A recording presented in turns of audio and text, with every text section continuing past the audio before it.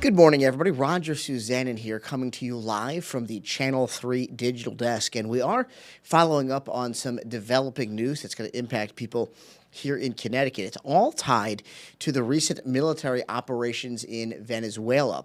You obviously have probably heard the news that Venezuelan President Nicolas Maduro has been taken into custody, and he is now being detained along with his wife in the U.S. on narco-terrorism charges. Well, yesterday, all flights to the Caribbean, including Puerto Rico, were canceled because airspace had been restricted by the FAA. Well, this morning, while most of us were sleeping, the FAA has now removed that restriction, and so now flights back to Puerto Rico are back, which means, of course, that in Bradley and Windsor Locks, those flights are back on to Puerto Rico, and also flights from Tweed to Puerto Rico will be back on as well. And our reporter, Sierra Jordan, spoke with some travelers who, as you can imagine, feel very relieved that their flights were not canceled today. Again, though, this is a fluid situation, so experts warn that if you do have flights to the Caribbean coming up, certainly make sure to check your flight status because, again, the situation could change by the moment. We also are tracking some pretty big news in Voluntown today, and that is that a church that sustained significant damage, the leaders there have now released information that they have not been able to track down whoever is responsible. They have shared this surveillance video that you can see with us here, showing a pickup truck slamming into the church's emergency stairs. This all played out at the Living Word Fellowship in Voluntown last weekend, and state police tell us that the suspect, as you can see here, was caught doing donuts in the parking lot, sustained a lot of damage to that church, and right now, the pastor there is basically calling on members of the public. He is hoping that they will step forward and help them identify this suspect, this alleged vandal. Also, we want to tell you about some other news that we just learned about in Naugatuck, and that is that two women have been arrested following a prostitution investigation at a local spa business.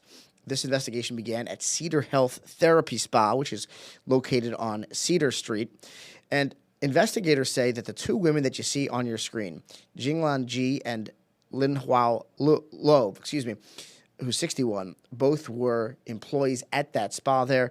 They have both been charged with allegations connected to that. Ji, in particular, has been accused of promoting prostitution, permitting prostitution, and conspiracy to commit prostitution. Lo is facing a solitary prostitution charges.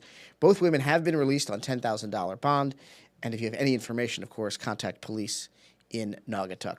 Also, another thing we want to let you know about that's a big story, certainly here in Connecticut, is that unfortunately, unless you love cold weather, these frigid conditions are going to continue. This is a look right now, a live look at Ski Sundown. So listen, if you love winter sports, you might not be so upset about these conditions.